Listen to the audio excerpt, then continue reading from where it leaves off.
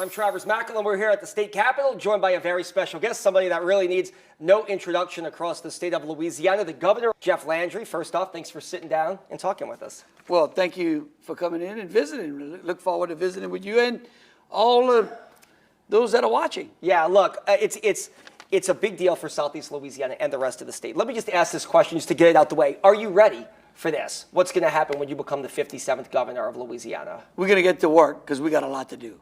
Yeah, we're ready. I mean, look, we ran a campaign because we knew we'd be ready. We didn't run to lose. We ran to win, and we won big. And I think, look, the great thing was that we didn't just win because of one particular section of the state. I think we got a broad swath of voters from across the state that supported us, that believed in us, that believed that we had an opportunity to structurally change some things in this state so that this state starts taking its rightful place in the South and in the country. Look, we're going to ask you about jobs and the outward migration. I know those are things you want to address, but let's talk crime. That's really been what you campaigned on. You have a law enforcement background as a sheriff's deputy and a police officer. You've already worked some deals in New Orleans with the district attorney, Jason Williams, to let the attorney general come in and prosecute some cases. But what, if anything, is the bigger plan to stop crime in places like New Orleans, because that seems to be the #1 issue for people that we hear about? Well, absolutely. Look, New Orleans certainly has had a crime problem for quite some time. It's reached an epic proportion over the last few years. Of course, it's not just the only place in the state that has a crime problem. We've got some structural problems in our criminal justice laws that we're going to address in a special session on crime. We've already done some things that I think not a lot of people thought we could do. We sat down with the district attorney. We talked about some of those structural things. He shared with me some of the concerns and things that he saw basically, or he felt, inhibited his ability to do his job in the city of New Orleans. I said, okay, well, I'll tell you what, I will work on those if you let me work with you so that we can bring the state police in, because we know that the New Orleans Police Department has really, under this consent decree, been decimated, and the ability to build it back is not going to happen overnight. We are coming into that city. We are going to have a plan. That plan is going to be well thought out. It's going to be structural. It's going to include all of the stakeholders. As you saw, we've already have an agreement with Jason Williams, and we look forward to visiting with the judges and everyone else inside the criminal justice system so that we can stem the tide of violence and bring that city to its full potential. We cannot address economic opportunity in New Orleans unless we address crime. And let me ask you this. When you say you're coming into the city of New Orleans, look, it's a Democratic city. It's a majority black city. There are no citywide Republican elected officials. You are a Republican. Can you work with LaToya Cantrell and the council members there to get a delicate balance where it doesn't look like you're coming in to take it over, but you can also try to help the issues that New Orleans is facing? Well, absolutely. Look, I can work with anyone. I really can. And I mean, we've proved it already. I mean, look, no one thought that Jason and I could sit down and have a cordial relationship. We didn't have just a cordial discussion. We had a great one. He pointed out some things. We found common ground. I think that's the misguided misinterpretation about maybe who I am, about maybe the state of politics in the state or in the nation as a whole. If you're willing to sit down with a person, and if that person is willing to listen to you, we may not agree 100% of the time. I mean, me and my wife don't agree 100% of the time, but she wins 100% of the time. Right. But the important thing is that we find the things that we can agree on and we focus on those, because every time we focus on something that we can agree on and we make that issue better, then that's better for the citizens of the state. Let me talk about this, criminal justice reform. It was ushered in years ago by both Democrats and Republicans. Has that worked in Louisiana? No, look, I was the only statewide elected official in the state, except for U.S. Senator John Kennedy, who joined me at the time, saying that if we did it this particular way, we were going to have a problem. Lo and behold, we've got a problem. Look, the goal should always be to reform our criminal justice system, to make it better, more transparent. But you should start with making sure that victims have the loudest voice, right? And that the goal is not to let people out of jail. The goal is how do you keep people from going to jail, and how do you keep them from going back to jail? If you use those things as a metrics, if you use those things as a goal, then you absolutely improve the criminal justice system. Will you work with lawmakers? The chatter downstairs in the House and Senate is that they're going to claw back a lot of these criminal justice reforms. Do you support those initiatives? Absolutely. Because listen, if those things were working, number one, I would not have been elected. Number two, the people would not have responded that particular way, and we wouldn't have a crime problem. We wouldn't be having a discussion. We'd have a discussion about something else, not crime. Last question on crime, because we do want to get to a couple of topics here.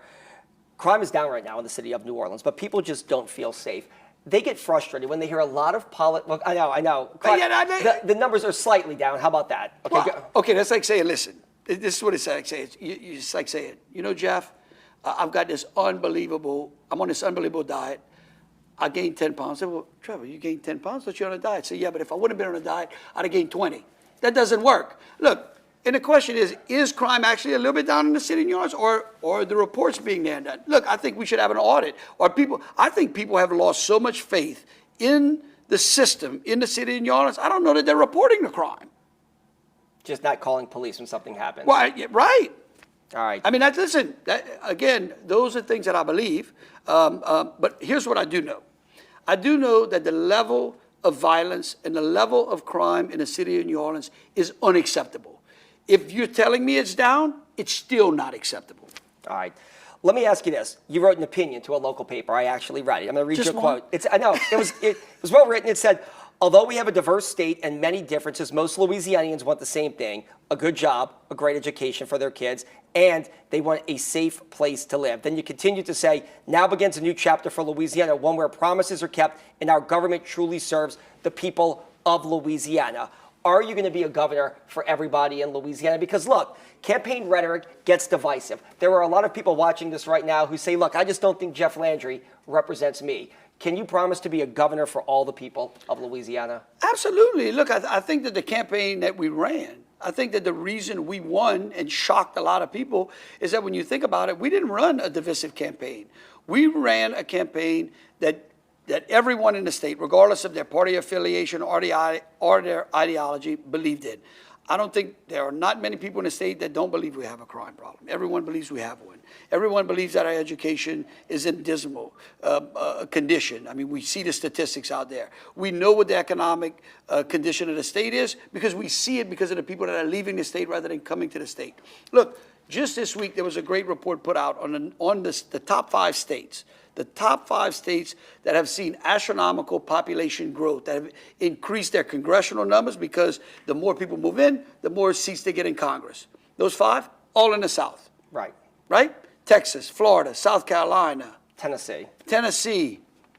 I think Arkansas was Georgia, one. Arkansas. Yeah, I mean, like it just goes on and on. But guess what? All of those are all around us. What's wrong with us? We got the greatest people. People will come to the city of New Orleans despite the violence. Now think about that. Just think if the violence wasn't there, how many people would come? What is your plan to get more jobs? Because I think this kind of goes hand in hand with what you just addressed. There are a lot of people watching this right now who have this attitude of, look, my kids have to go someplace else. They have to go to Tennessee, or they have to go to Florida, or they have to go to Texas to find better opportunity and better jobs. What is your plan to make sure that we don't lose these kids, that the brain drain stops, and that we keep people here and we keep and recruit great jobs to the state of Louisiana? Well, first of all, I think it's important to know that whether it's crime, education, or the economy, or how we attract jobs, or how we keep people from leaving, it's really not my plan. It's our plan because we put together a transition team, and they were great men and women from all parts of the state, okay? Stakeholders, educators, government officials, and we asked them to come up with plans to address those things. What we want to do is we want to focus on the business and industries that grew the state. The people who have stuck through the storms, the devastation, the natural disasters, the high taxes, the bad roads, and still were able to carve out a living. We want to go in there and improve that. And when you improve that, when you improve your overall business environment, then I think everything else becomes organic. And we're going to work each and every day to retain and to attract jobs. Offshore oil and gas, it's a passion of yours. Obviously, we all know that you feel like this state should be producing more than what it does. Can you end the litigation? I know a lot of trial lawyers, they got in your corner this election season. Can you end that? Can you continue to grow that industry and also maintain the health of Louisiana?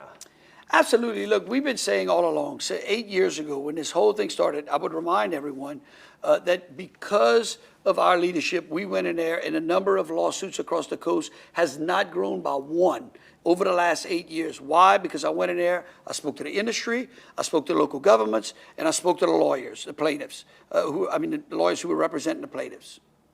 And I said, listen, we're going to settle this out. Or you can go to court and the judge can decide. If y'all want a resolution, I'm happy to help. But the only resolution that I'd be agreeable to is to make sure that, number one, the industry can thrive, right? That is the number one part, okay? That we reduce the regulatory burden. That if there's any money out there, all of that money is going directly to the coast and according to the master plan that the people of the state have approved. In other words, we don't want to squander the money. So yes, I think that we can settle this out. I think that we can find a resolution. And then I think that we can open the door to the industry and say, come on back in and put this thing to bed once and for all. But you know what it takes? It takes leadership and it takes determination, and I believe we can do it. Look, I know we are running out of time, and I do want to touch on something that's a hot button issue in the state. Obviously, I know your stance when it comes to abortion, LGBTQ rights, and other things. Let's talk about the insurance crisis in Louisiana, because so many people across Southeast Louisiana right now are watching this saying, I may have to leave because my insurance quadrupled, which is insane to even say that out loud. Do you plan to work with the incoming insurance commissioner to try to solve this? And what outside the box ideas do you have? Because this is something that doesn't appear to be going away anytime soon. Look, we've already led on that. I've already led on that. I mean, we were the ones who filed the suit against FEMA to stop the rise in premiums that the flood insurance program was getting ready to implement on the citizens of this state, right? We already have taken action in that regards. We've got a multitude of insurance crises. I spoke to Tim actually yesterday at a reception that he attended. Him and I have agreed that, listen, when he has a package, when he has a couple of action items that he believes is going to move the metrics and help our citizens, we're going to sit down, and whether we have to do it in a special or whether we can do it in a regular, we're going to act. But what we want is, we want a methodical plan. We don't want to just be throwing money out the window. No one understands the insurance crisis more than me. My wife and I, when we lived in New Iberia, guess where we got our insurance from? Citizens. The insurance carrier of last resort. So believe you me, when I tell people that I have stood in their shoes, I literally have. And so I understand it intimately, and we're going to work each and every day to try to get that problem solved. And can you look, you are the Attorney General, at least, for a brief period of time here. Do you make sure that bad companies don't come into the state? Because I think that's a big problem, is that so many people feel ripped off they feel like they have to jump through burning hoops just to get what's theirs when they lose something, and then these companies pull out and they have to fight with them. Is that part of the problem as well, too? Absolutely. Look, I think that's why we have to take a methodical, careful approach to this. Certainly, it's a crisis. Certainly, it needs to be addressed as quickly as possible. But one of the things that bothers me the most is that I pay my insurance premium on a monthly basis. If I'm 15 days late, what happens? They cancel it. Okay, and then when I got a claim, how long it takes them to answer Months. it? Months? Well, you're pretty good. Right, maybe years. Yeah, years, and then you got to go get it. So in other words, they're forcing people to get lawyers, right? Right. And then they're forcing the conflicts that's there. We want to make sure that as we work towards solving the structural problems with the insurance crisis, that what we do is we don't disadvantage the consumer. And we don't allow companies to take advantage of the consumer as well. And look, I think it's one of the unique things about me transitioning from Attorney General to Governor is that for 8 years, I have been a consumer advocate. We have ran a consumer protection department. We intimately understand those things. And so that's why we're going to work to solve them. And I think we'll do it with the help of both the legislature and the new insurance commissioner. All right. Governor-elect Jeff Landry, soon to be Governor Jeff Landry. Before we go, I see that you have rearranged the office a little bit. There's a picture of Ronald Reagan right over your shoulder, political mentor of yours, somebody that you look forward to. I take it that was not here during the John Bel Edwards years. No, that one was upstairs. Okay. Yeah, no, look, I think the one thing that Reagan represented more than anything else was that he was a great communicator, and that he was able to actually convince people as to why he was taking a position. Even if they disagreed with the position he was taking, he was able to at least give them a level of comfort that they had been heard, and they had an opportunity to have a seat at the table. All right. We appreciate your time. Thank you Not a very problem. much. Thank you. Good luck. Okay. All right. That's all the time that we have for this edition of The Hot Seat. We are at the state capitol. This is Governor Jeff Landry. You can see this entire segment starting Monday morning on WDSU.com.